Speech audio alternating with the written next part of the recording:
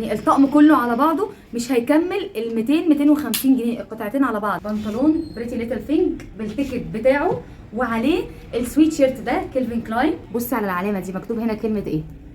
فيلا. بصي على السويت شيرت ده مكتوب عليه ايه؟ فيلا.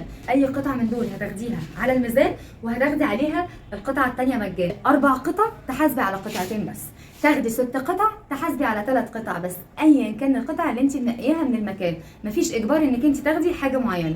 ممكن كمان طقم زي ده تختاري قطعتين وتحاسبي على قطعه واحده بس على الميزان بالتيكت بتاعها، وبتاخديها وبتختاري اي قطعه تانية عليها هديه.